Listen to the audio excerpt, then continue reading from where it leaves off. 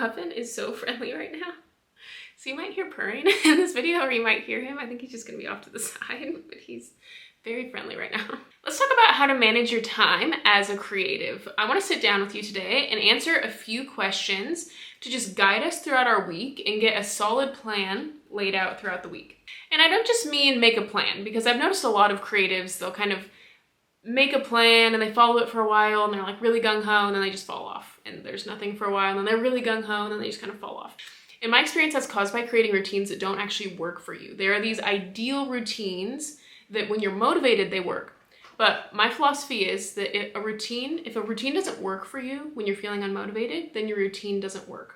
So this is all about a process of evaluating and reevaluating and reevaluating until we get to a point where you can follow through on the plan when you're unmotivated. So that's why this routine is very short. It just takes 10 minutes once a week. You sit down, you get your priorities in line, you reflect on how things went, you think about your bigger goals, you vision cast into the next week, and when you do this routine over and over and over again, eventually there's momentum and it just works like clockwork. So let's get into the 10-minute routine for how to manage your time as a creative. And I will have the PDF for this worksheet linked in the description. It's a one-pager. So let's get into it.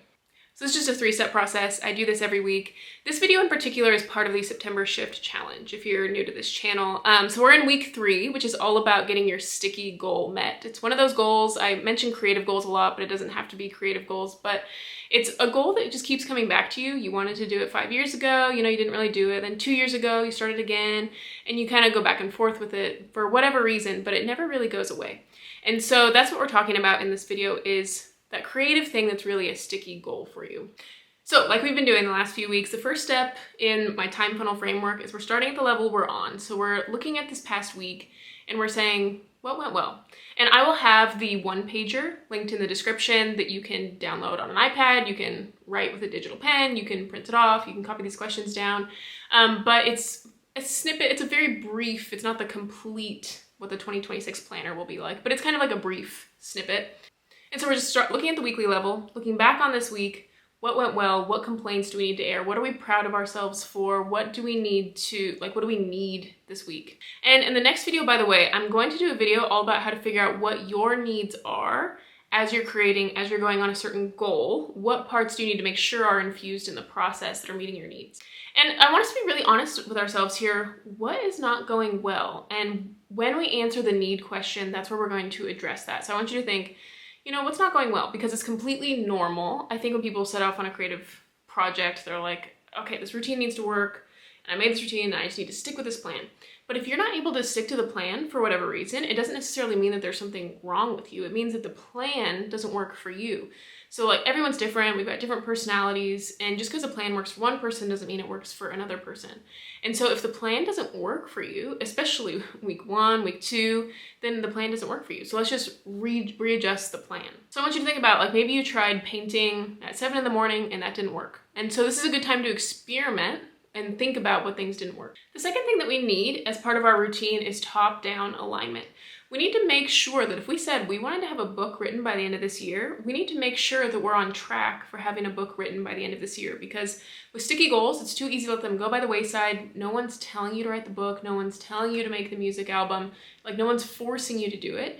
And so these sticky goals are all about things that's inside of us that we know that we need to do, but it's difficult to get them out for a lot of different reasons, because it's usually a side hustle, we have monetary issues, there's resistance to create, emotionally, it can feel kind of intimidating.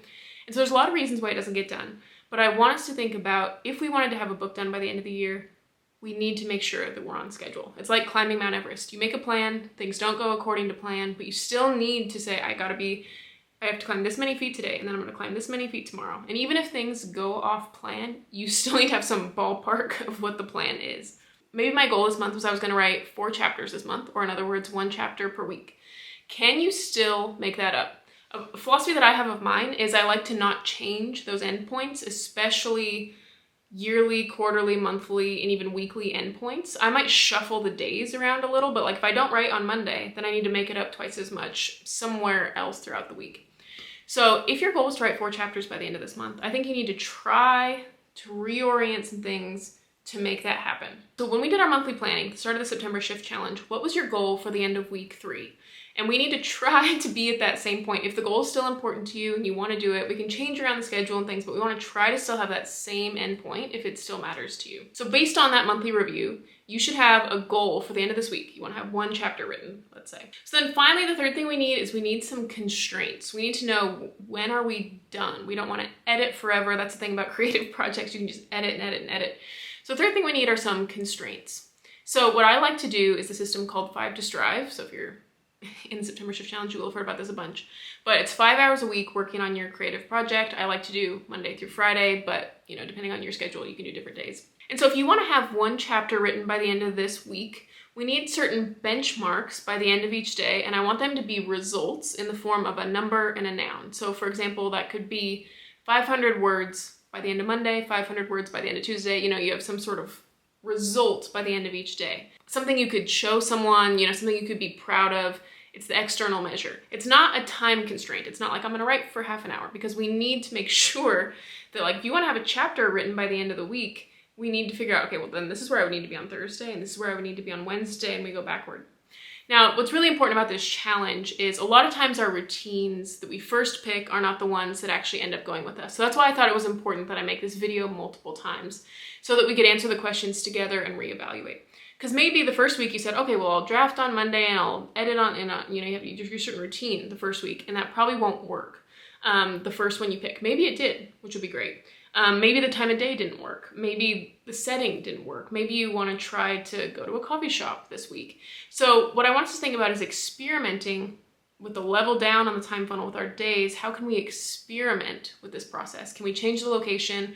Can we change the time of day? Can we change the outcomes that we chose for the end of each day? Because I said it a bunch. If we only have a time constraint, like if I just say, okay, I'm gonna sit down and write 1 hour, we can edit and edit and edit, and you might spend a whole month on 1 chapter because you're just editing and editing, and it actually turns into perfectionism, and it's self-defeating, and then you start developing shame, and there can just become this downward spiral.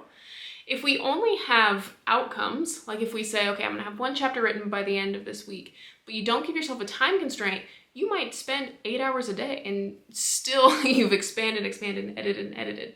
So what I want us to do is have both a time constraint and a result. So for example, for Monday, you might say, I'm gonna spend 1 hour doing this, because that's our 5 to Strive, just 1 hour a day, 5 days a week, and I'm gonna have 500 words written. So it's both a time constraint and a result.